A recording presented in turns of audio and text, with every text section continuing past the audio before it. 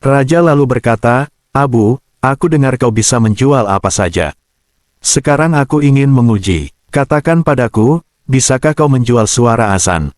Ruangan hening seketika. Para menteri tertawa terbahak, menganggap raja memberi tantangan mustahil. Hahaha, mana mungkin menjual suara? Apalagi suara azan, itu panggilan ibadah. Ejek salah satu menteri. Namun Abu hanya menunduk hormat, lalu menjawab dengan tenang, ampun tuanku, suara azan memang suci, lebih mulia daripada emas dan permata. Dan justru karena kemuliaannya, ia bisa diperjualbelikan, jika orang memahami nilainya.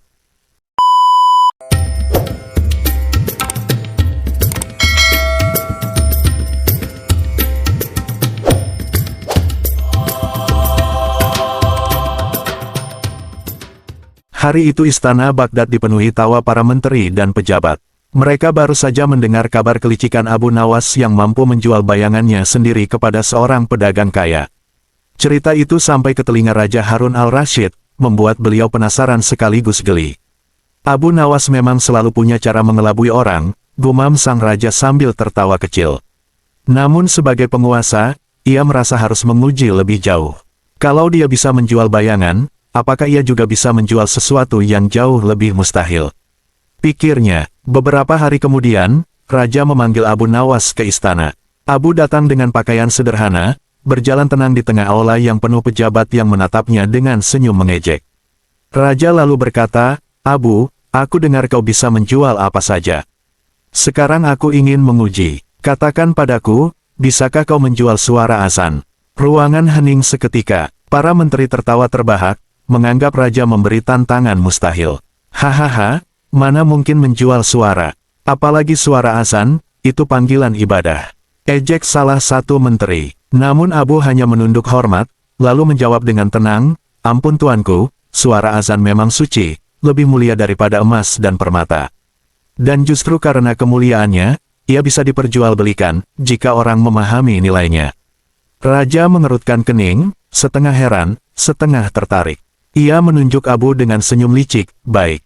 Kalau begitu buktikan, jika gagal, kepalamu akan jadi taruhannya. Abu Nawas tersenyum sambil menatap lantai. Dalam hatinya ia bergumam, Raja selalu ingin menjebakku. Tapi kali ini, biarlah aku menjebaknya dengan kebijaksanaan. Malam itu, setelah keluar dari istana, Abu Nawas berjalan menyusuri jalanan Baghdad yang sunyi. Lampu-lampu minyak bergoyang diterpa angin malam, sementara langkahnya terdengar pelan di jalan berbatu. Ia merenung dalam hati, bagaimana mungkin menjual suara azan? Itu panggilan ibadah, bukan dagangan. Namun ia juga tahu, jika menolak tantangan raja, nyawanya terancam. Abu duduk di tepi sungai Tigris, menatap pantulan bulan di permukaan air. Ia bergumam, raja tidak sedang main-main. Jika aku tidak menemukan akal, besok pagi kepalaku bisa melayang. Ia lalu tersenyum kecil. Tapi bukankah manusia seringkali tidak menghargai sesuatu yang didapat gratis? Mereka mendengar azan 5 kali sehari, tapi jarang yang benar-benar merasa itu panggilan istimewa. Jika aku bisa membuat mereka sadar dengan cara yang aneh, mungkin itulah jalan keluarku. Abu lalu menyusun siasat. Ia tidak berniat benar-benar menjual ibadah, tapi menjual kesadaran. Aku akan membuat orang-orang merasa bahwa suara azan begitu berharga hingga mereka rela membayar. Bukan karena suaranya bisa dimiliki, tapi karena pahala dan kesuciannya tak ternilai. Dengan rencana itu, Abu pulang dengan hati lega. Ia yakin, besok Baghdad akan geger oleh idenya. Keesokan harinya, Abu Nawas mendatangi muazin masjid besar Baghdad. Masjid itu selalu ramai, namun banyak orang yang datang terlambat, seolah azan tak lagi punya daya. Abu menyapa sang muazin dengan penuh hormat.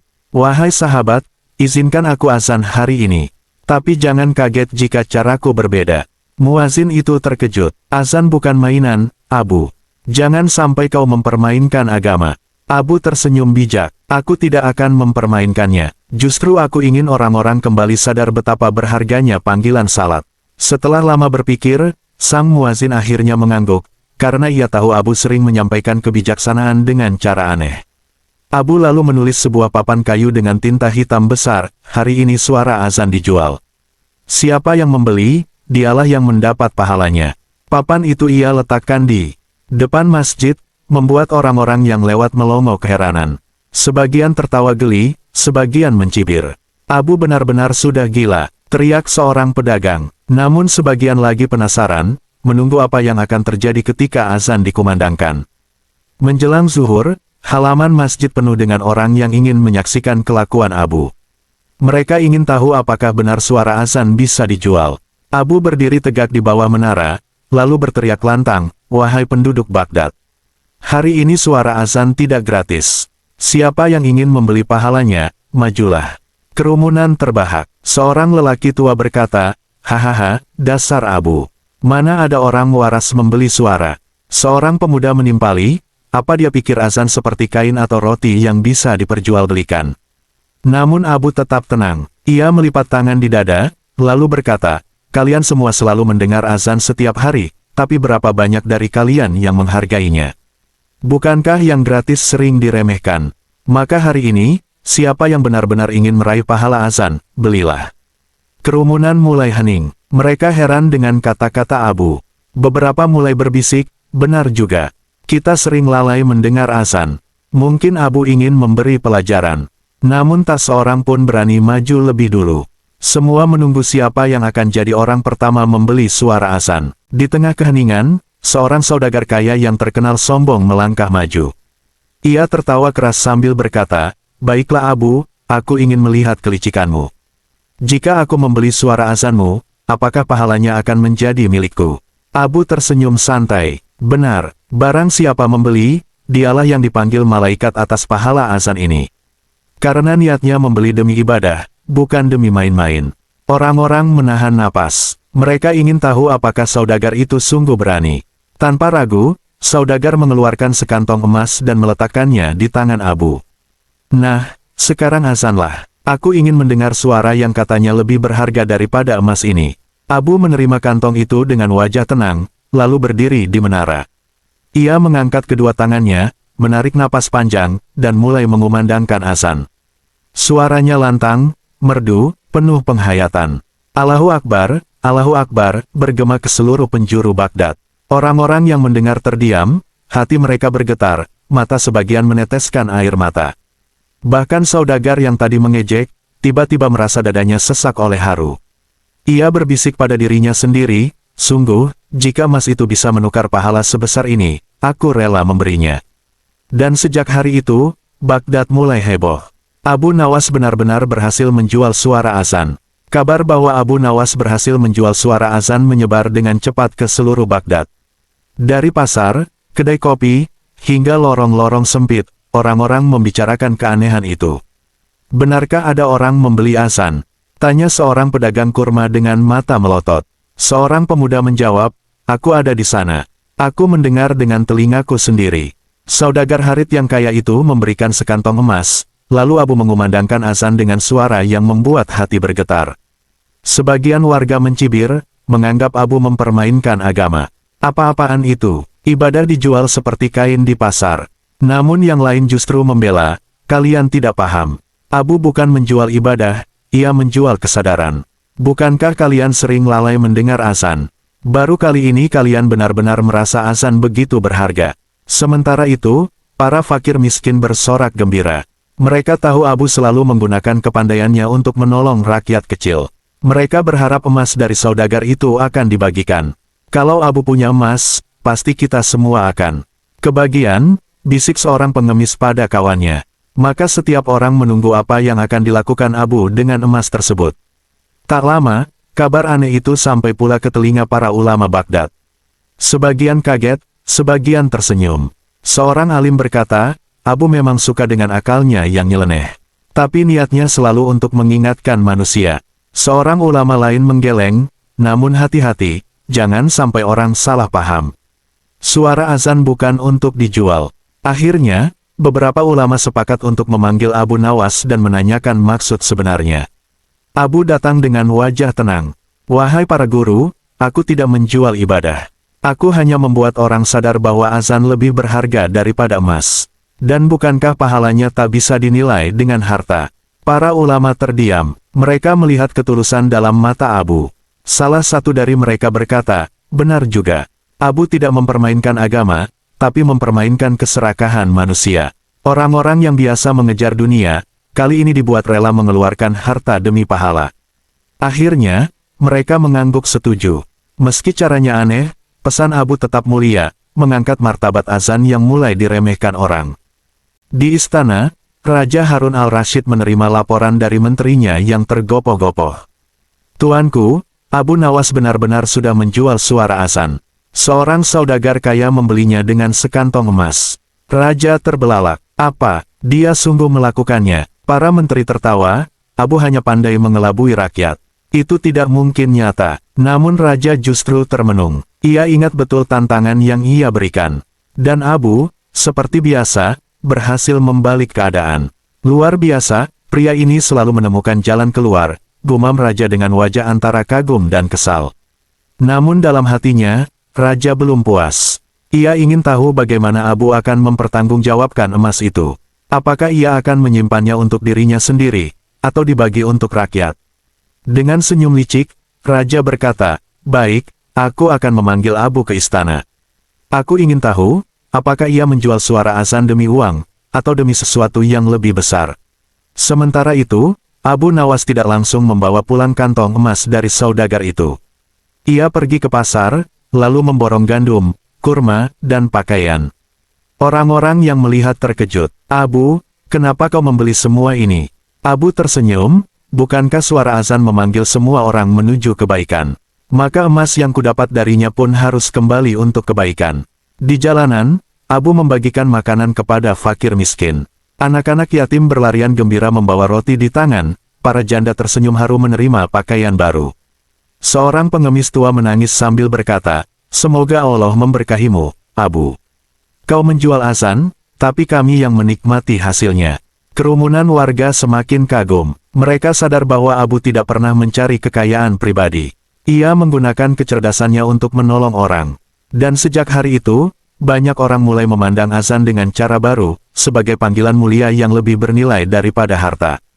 Keesokan harinya, Abu dipanggil ke istana. Raja duduk di singgasananya dengan tatapan tajam, sementara para menteri menunggu dengan penuh rasa ingin tahu.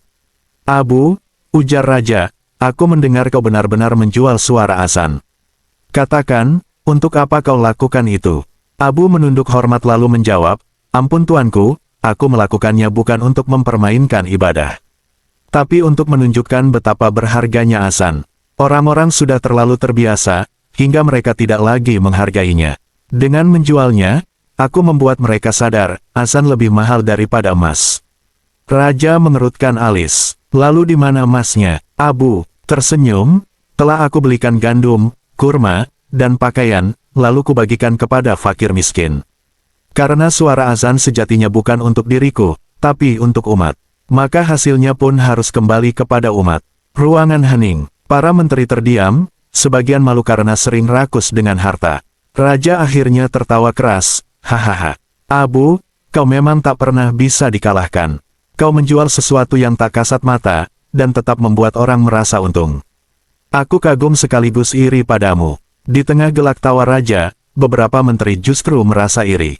Mereka berbisik satu sama lain, "Lihatlah, Abu lagi-lagi berhasil membuat Raja kagum. Padahal dia hanya rakyat jelata. Kalau terus begini, wibawa kita akan turun." Seorang menteri licik lalu mengusulkan, "Mengapa tidak kita buat Abu terpojok? Kita bisa menuduhnya mempermainkan agama." Maka mereka pun mencoba menggiring opini. Di depan Raja, salah satu menteri berkata, "Ampun tuanku, meski Abu pintar, tidakkah berbahaya jika ada orang menjual azan? Besok-besok mungkin ada yang menjual salat atau puasa. Bukankah itu akan merusak akidah rakyat?" Raja terdiam sejenak, menimbang kata-kata itu.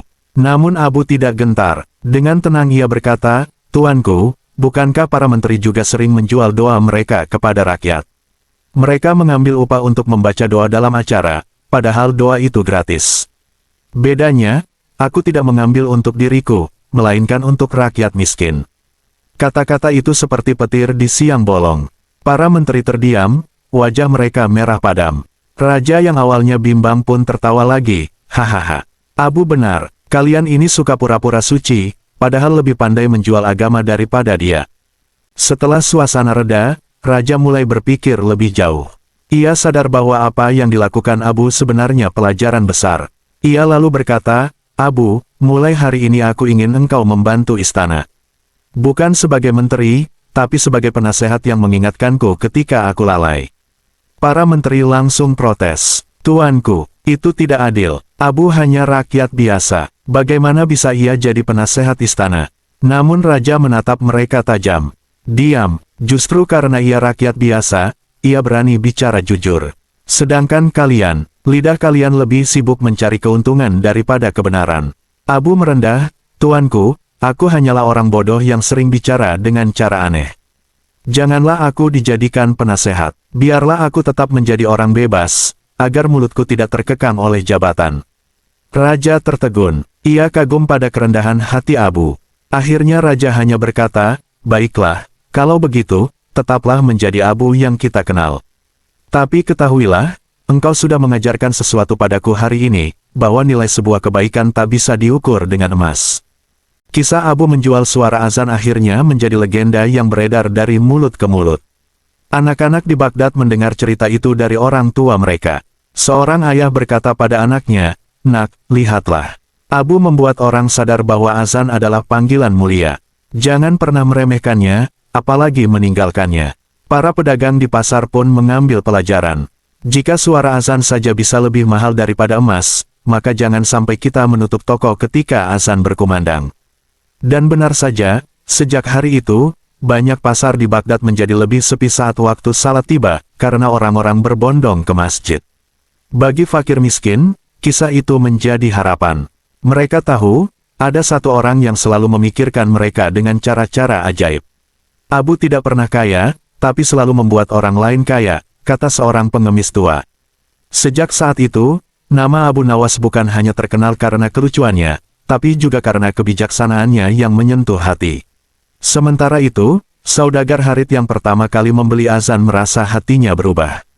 Ia pulang ke rumah dengan dada bergetar. Istrinya bertanya, mengapa kau tampak murung? Bukankah kau baru saja membeli sesuatu dari Abu? Harith menghela napas. Benar, tapi aku sadar, aku membeli sesuatu yang seharusnya gratis. Abu membuatku malu, karena selama ini aku jarang mendengar azan dengan hati. Sejak hari itu, Harith menjadi orang yang paling rajin ke masjid. Ia bahkan sering mendermakan hartanya untuk fakir miskin. Orang-orang terkejut melihat perubahan itu. Namun Harith hanya tersenyum, aku sudah membayar mahal untuk sebuah azan. Kini biarlah aku membayar dengan amal untuk menyambut panggilannya. Kisah perubahan Harith semakin menegaskan pesan Abu, terkadang manusia butuh dibeli kesadarannya, agar bisa kembali kepada kebenaran. Akhir dari kisah ini membuat Baghdad gempar sekaligus tercerahkan. Orang-orang tidak lagi menertawakan Abu hanya sebagai pelawak istana. Mereka mulai melihatnya sebagai guru kehidupan yang mengajarkan hikmah dengan cara yang unik. Suatu hari, seorang murid bertanya kepada Abu, Guru, apakah benar engkau menjual azan? Abu tersenyum, aku tidak menjual azan, anakku. Aku menjual kesadaran manusia, karena terkadang, sesuatu yang paling berharga harus diberi harga agar orang sadar nilainya. Ucapan itu menjadi mutiara yang diingat oleh banyak orang. Hingga bertahun-tahun setelahnya, Baghdad selalu mengisahkan tentang hari ketika suara azan lebih berharga daripada emas, berkat akal cerdas dan hati tulus seorang bernama Abu Nawas.